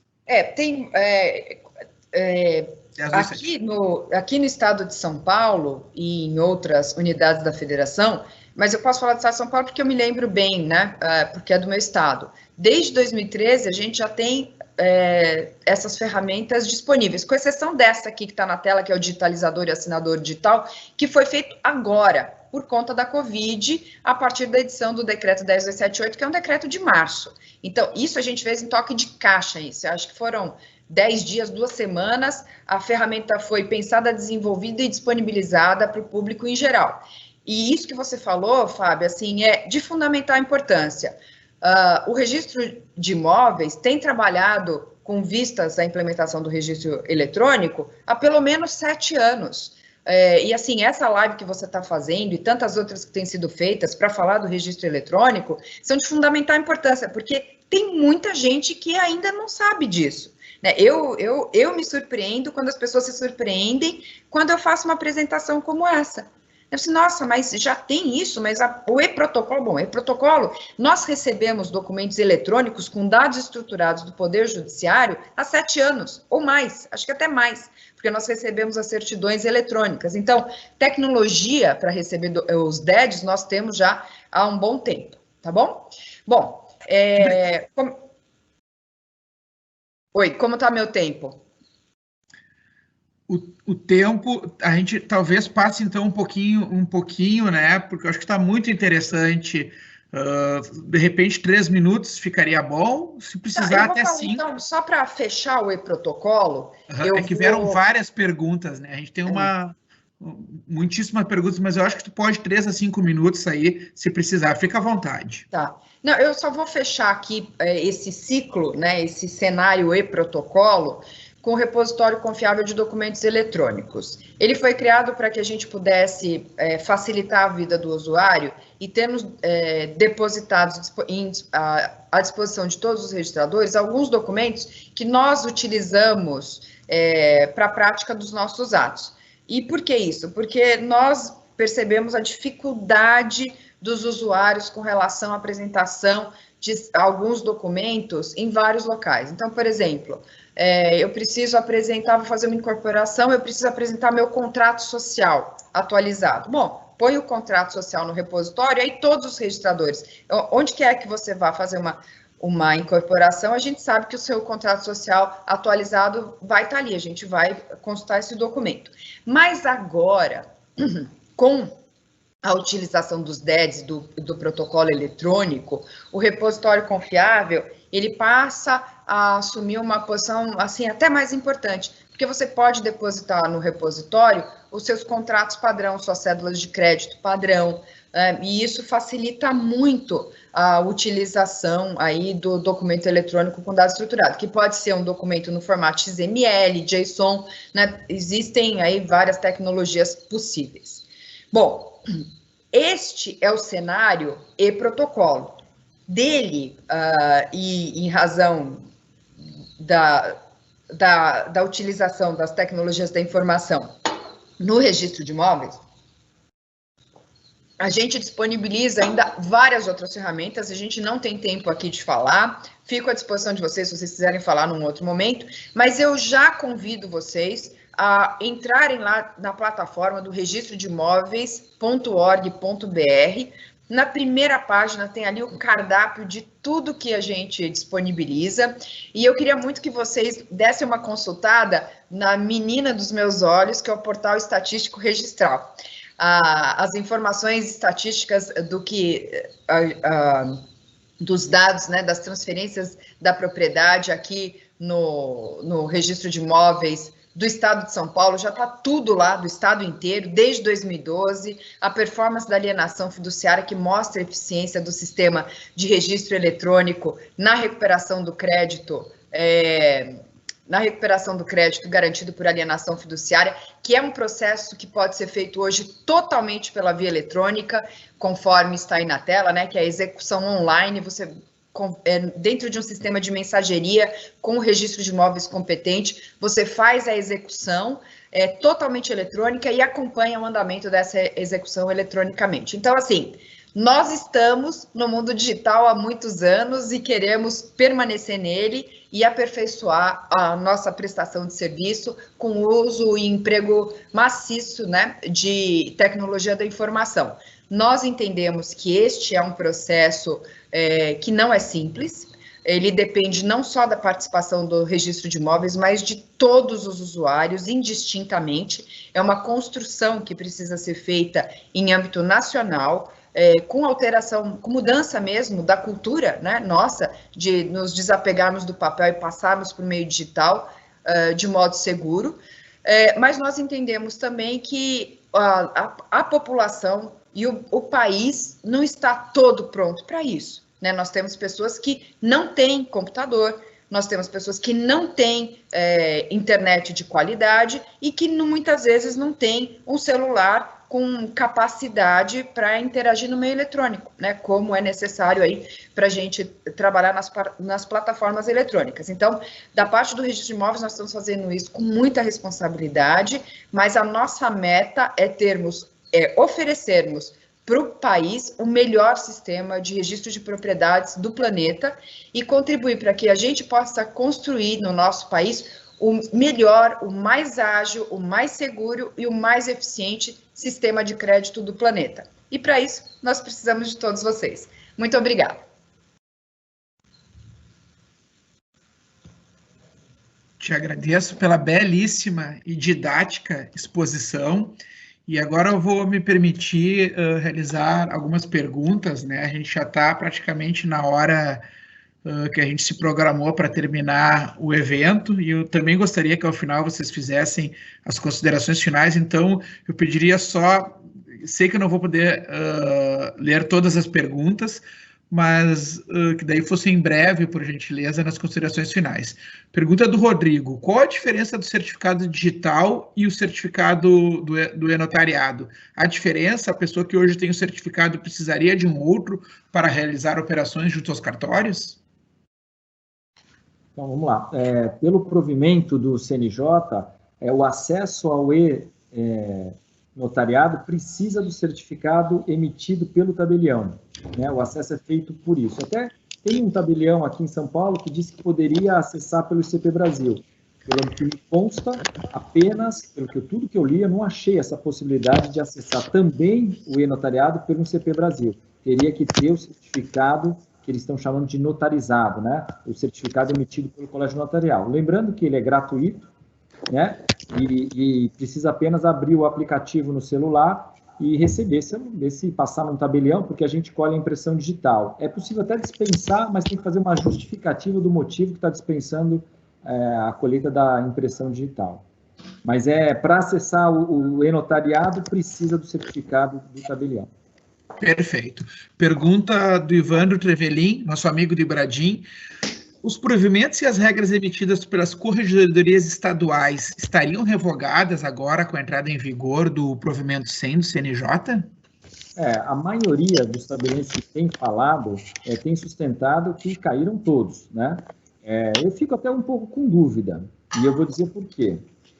Aqui em São Paulo caiu, né? Porque ele vinha até dia 28, ele foi 30 dias, ele tinha de validade. Se não prorrogou, pelo menos não vi o diário oficial de hoje, mas se não prorrogou, caiu. Eu imagino que vai cair até por conta do conhecimento do provimento nacional. Mas por que eu não tenho certeza de que realmente está revogado? Lógico, aquilo que é absolutamente incompatível vai estar revogado. Mas, observem, o CNJ tem como competência definir normas gerais, né? Então, imagina, a competência prevista lá é do local do imóvel e do domicílio do adquirente. Aí vem São Paulo e faz um provimento e diz, não, é só local do imóvel. Quer dizer, ele restringiu. Poderia, então, a corregedoria aqui restringir? Poderia... Olha, eu já vi acontecer isso, né? Quer dizer, normatização do CNJ ser diferente da corregedoria local do Estado, na unidade da federação. Então, eu tenho receio de falar, está totalmente revogado todos. É o que tem sustentado os notariados, os notários que eu tenho ouvido.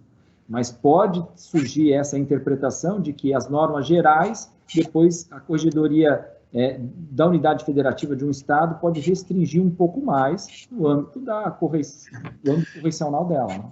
Né? Se a gente for falar só sobre um aspecto da hermenêutica jurídica, né, do geral, a gente pode ir por específico, desde que não restrinja direitos, tornar mais gravosa. Um exemplo, lote. Eu posso ter um lote maior, mínimo maior do que 125? Posso. Eu não posso fazer o contrário, ter um menor em função da lei de uso e ocupação do solo, né? Agora, com certeza, seria bom que a gente padronizasse isso no Brasil, né?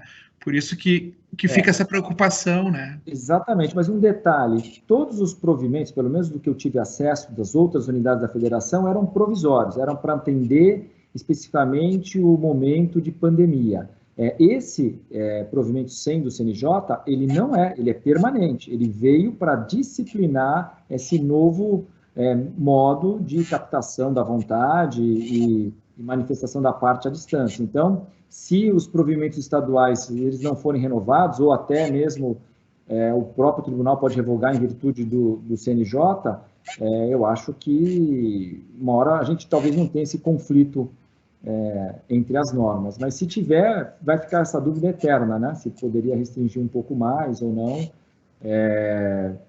E aí eu não vou me posicionar, eu acho que eu vou obedecer os meus corregedores. Mais uma última pergunta e depois a gente passa para a Patrícia e as considerações finais. Como ficaria a seguinte configuração? O domicílio do adquirente está na mesma unidade federal do imóvel, a unidade federativa do imóvel, perdão, a ser negociado, e a parte vendedora reside no exterior. As partes têm certificado digital. Pode ser feita a escritura? Como fica a questão da circunscrição territorial? Não, então, o que vai levar em consideração é o local do imóvel. Se o vendedor está em Nova York, reside em Nova York, não tem problema nenhum.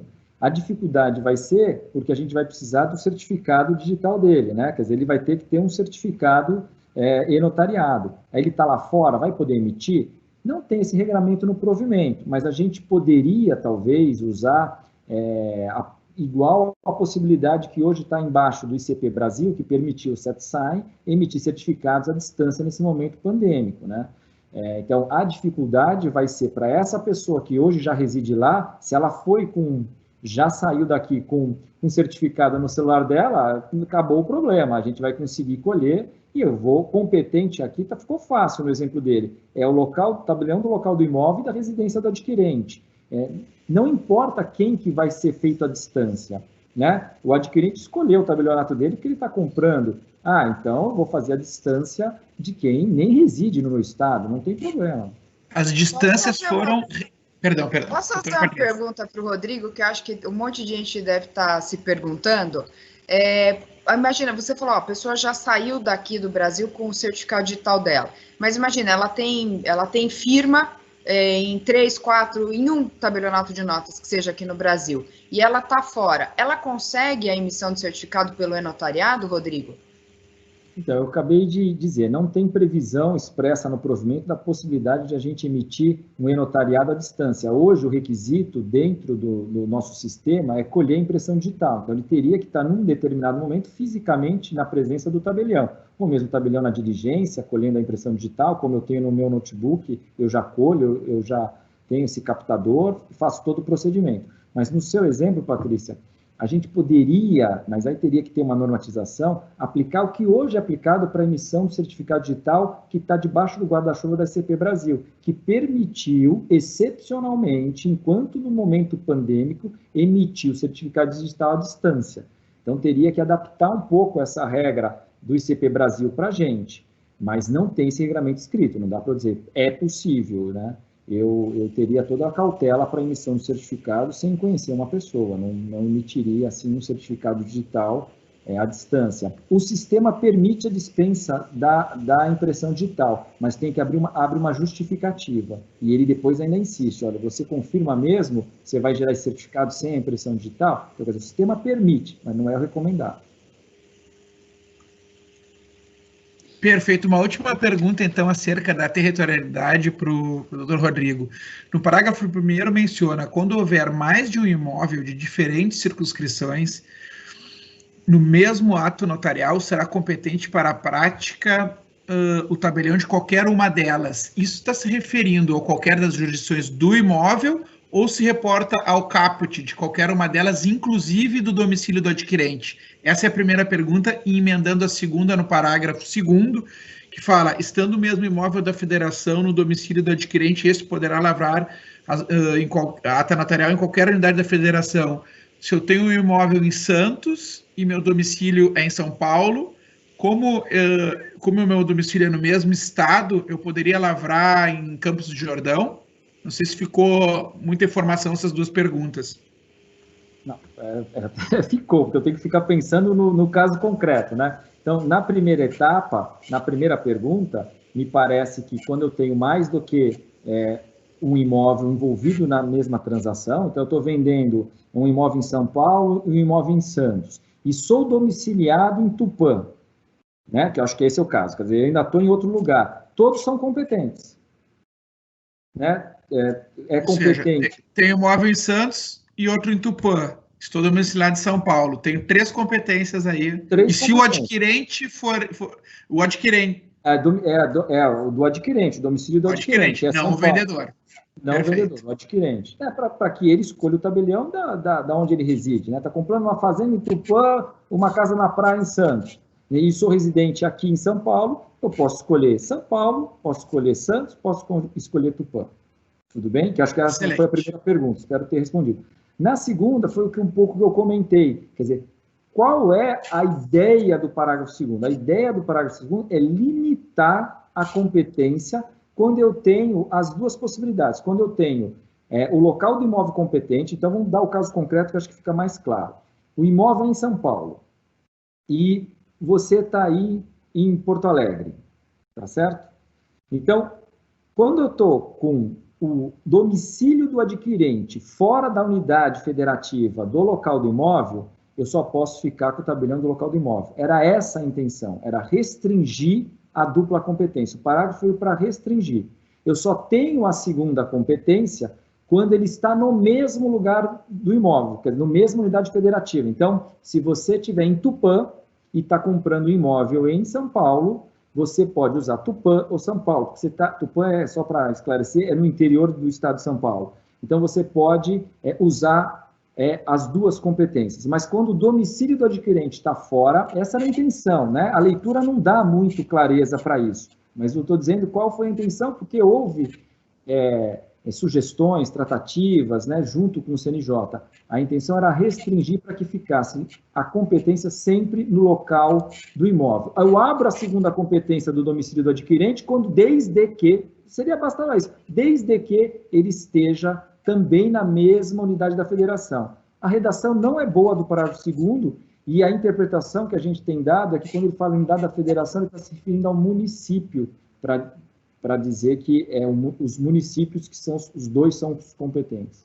Porque se a gente fizesse uma análise literal, estando o imóvel localizado no mesmo estado da federação, do domicílio do adquirente, esse poderá escolher qualquer tabelionato de notas da unidade federativa para a lavratura do ato. Me dá a ideia do seguinte: se eu moro em Santos, e é o mesmo estado onde que eu estou querendo comprar um imóvel, porque o meu imóvel está em São Paulo, qualquer tabelionato de notas da Unidade Federativa de São Paulo que eu poderia lavrar em Campos do Jordão essa escritura. Se a gente verificar desde uma análise literal. Só que agora você está me comentando que não foi essa a intenção. Isso, Por isso exatamente isso. Não faz o menor... A análise literal é a que você fez, não tenho dúvida disso. Quando você lê, por isso que tem uma técnica, quando usou mesmo unidade da federação.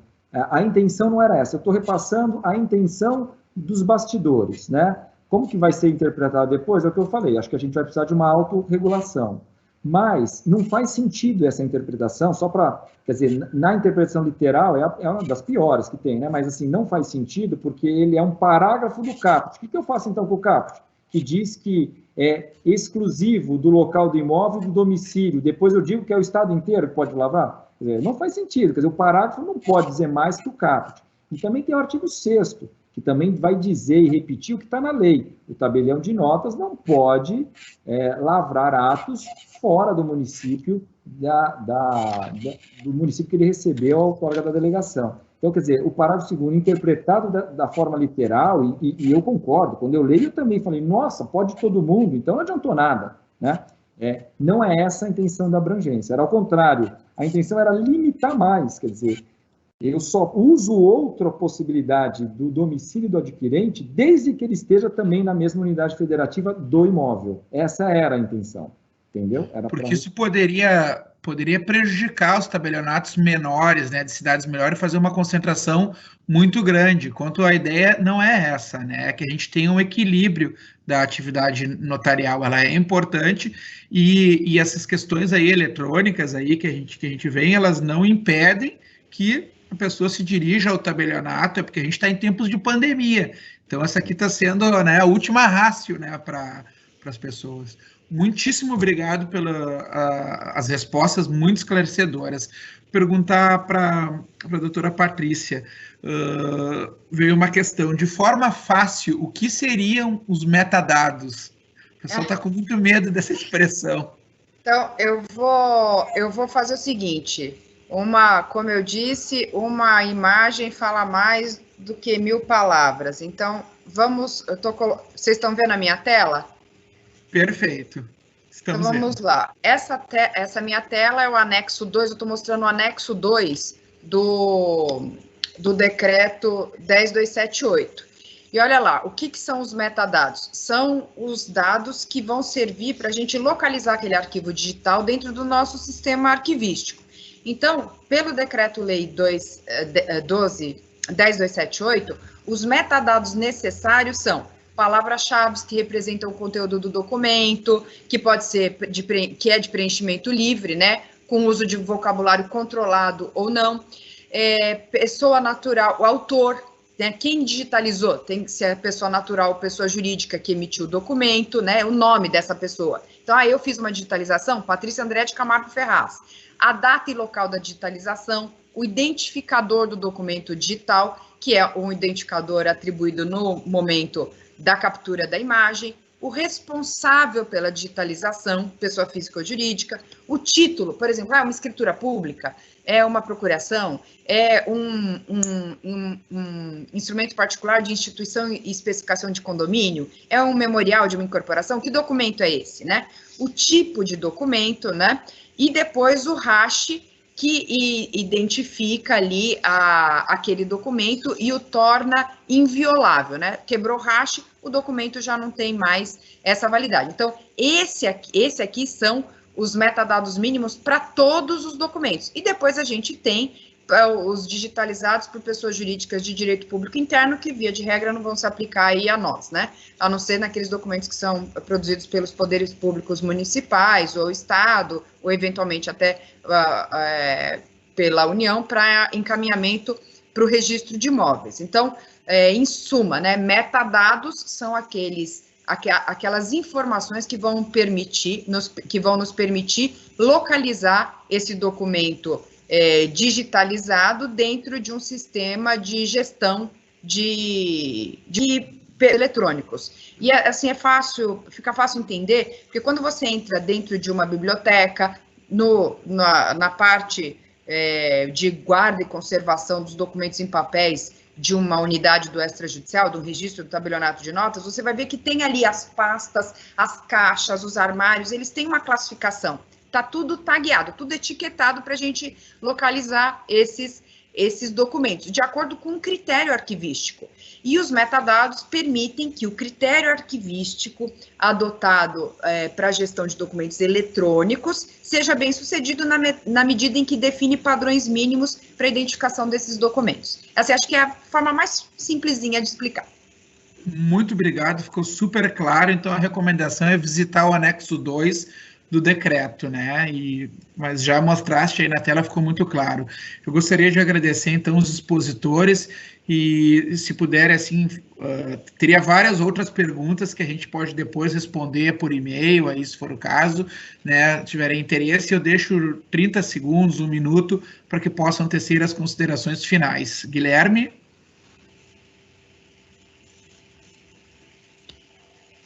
Bom, eu queria agradecer a todos que nos assistiram e também parabenizar o Rodrigo e a Patrícia pelas belíssimas exposições. Foi muito produtivo, muito didático mesmo.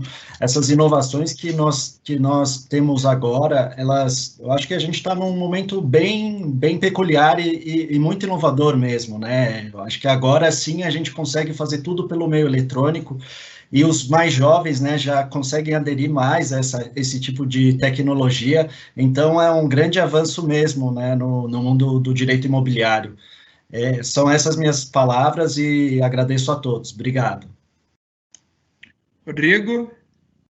Oi, eu também agradeço muito, né, fui recepcionado com muito carinho pelo Fábio, pelo Guilherme, pelo Felipe, pelo Paulo, que está aí atrás também, nos bastidores aí da tecnologia. Vocês são campeões, muito obrigado. Espero ter correspondido à expectativa do seu público. Eu fico à disposição também. Queria muito ter compartilhado minha tela, mas eu acho que era inevitável ter contado um pouco da dificuldade desse avanço para o mundo digital, para o notariado.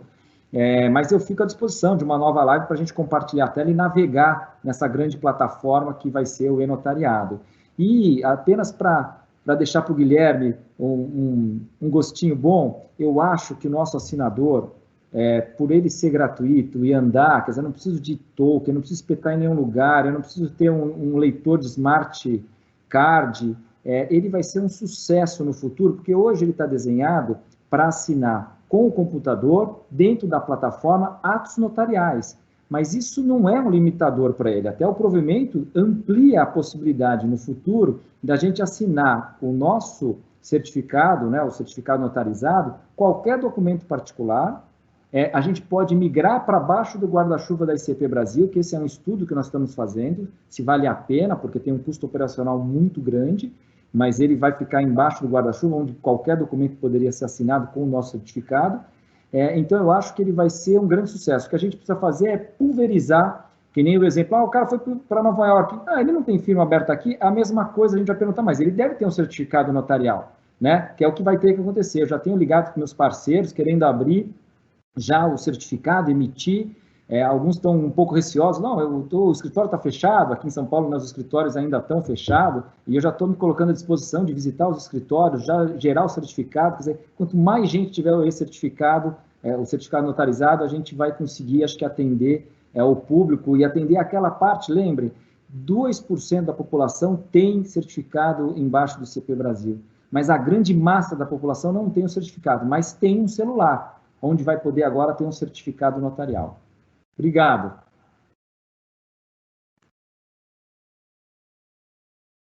Patrícia?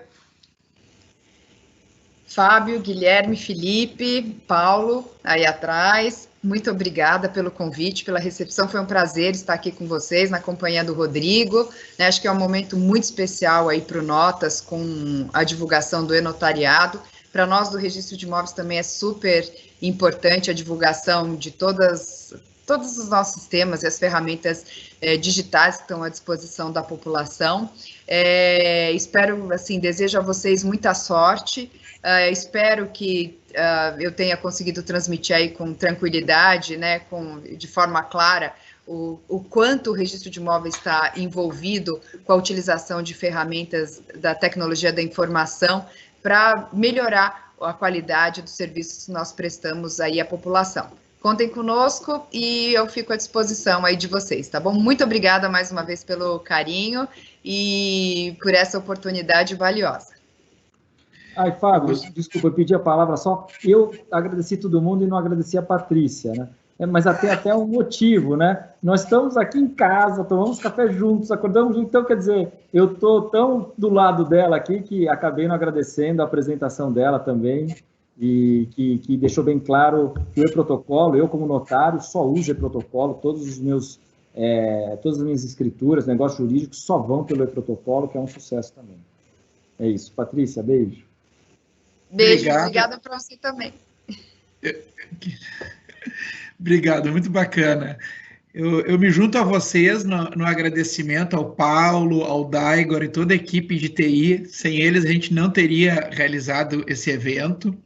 E a gente é muito grato assim, a todo o pessoal que trabalha conosco.